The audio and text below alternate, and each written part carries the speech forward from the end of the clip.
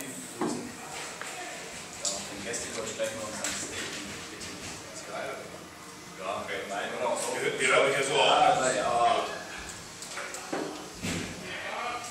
Ja, also wir sind gerade alle ziemlich leer. Das ist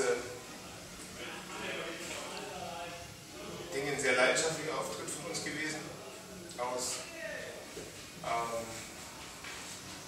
Wir müssen ein paar Tage zurückgehen, wo wir das Spiel gegen Halle verloren haben. Und natürlich die Tabellensituation uns jetzt ein bisschen die Zeit knapp werden lässt, die Mannschaft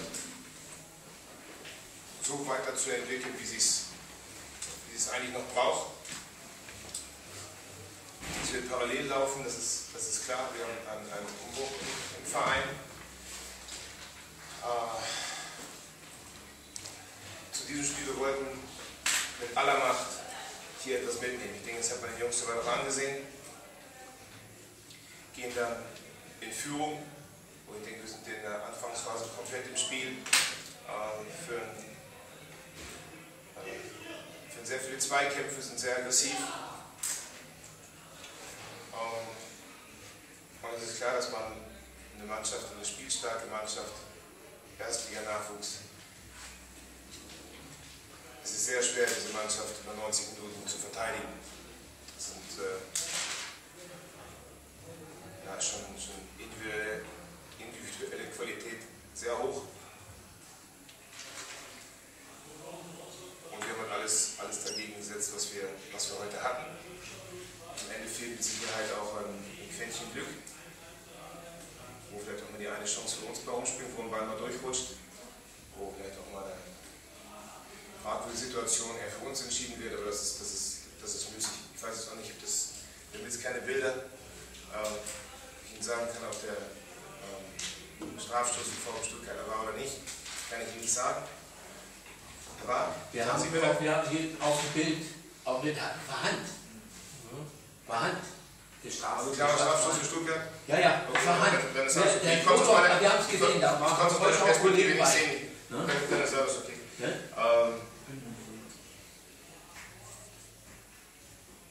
Ja gut, was bleibt von dem Spiel? Die Mannschaft hat gezeigt, sie kann kämpfen. So. Das ist das, was uns mitunter zu Recht vorgeworfen wurde.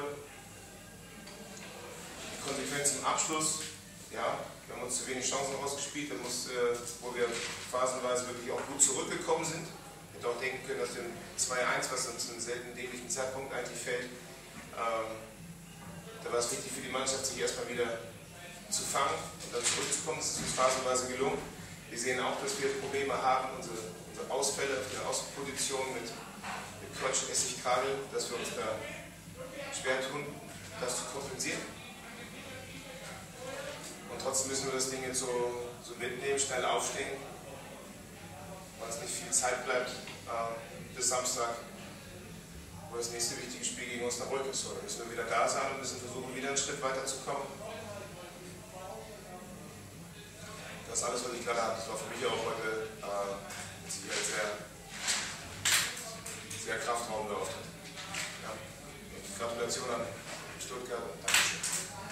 Ja, vielen Dank. Jürgen, deine Einschätzung?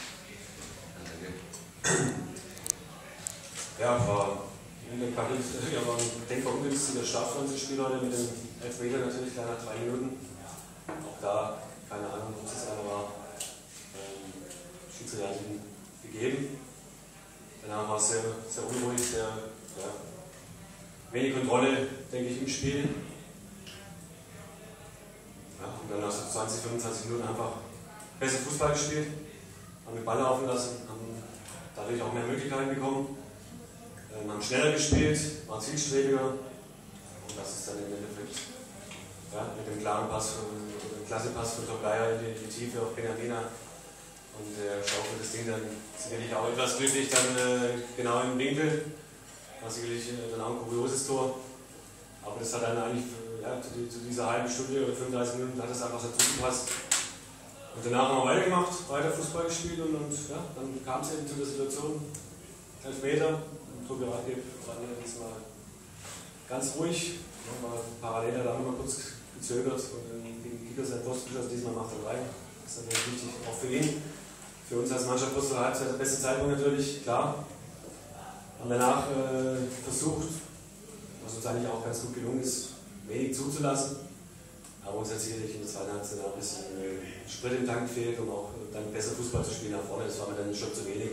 Haben wir die Bälle einfach nicht gut genug halten können. Und ja, normalerweise mit ein bisschen mehr Ruhe und Klarheit müssen wir da aufs dritte Tor, müssen wir das dritte Tor machen. Und dann denke ich mir, sowieso Ruhe gewesen. So war es unterm Strich, wie man so schön sagt.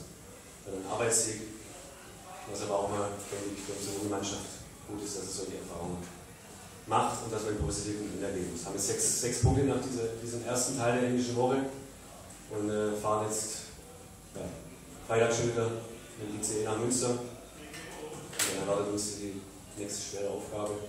Münster hat 2-0 auswärts gewonnen. Ja, wir haben dann genau mit breiter Brust. Also wird wieder eine interessante Aufgabe, und freuen wir uns drauf. Vielen Dank, Jürgen. Gibt es Fragen an die beiden Trainer?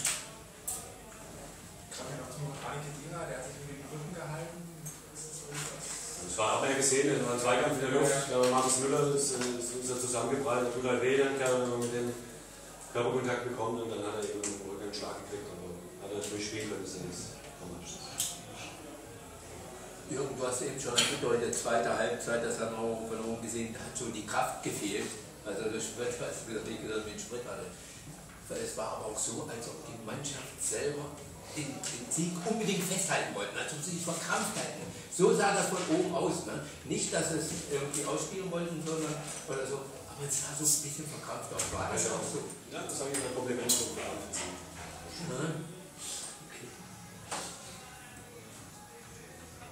Dann kommen wir zum Schwedisch, das meiste kann ich noch fragen, was ist mit Kiese wieder?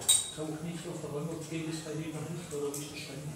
Ja, die Jungs haben ja jetzt die komplette Vorbereitung durchgezogen, er nicht. Das merkt man und er muss einfach aufholen. Und momentan ist es halt auch so, dass jeder, der jetzt heute im Kader war, ich muss der Kader das auch noch weglassen, habe 3 dann, die am Wochenende wahrscheinlich bei der A-Jugend spielen.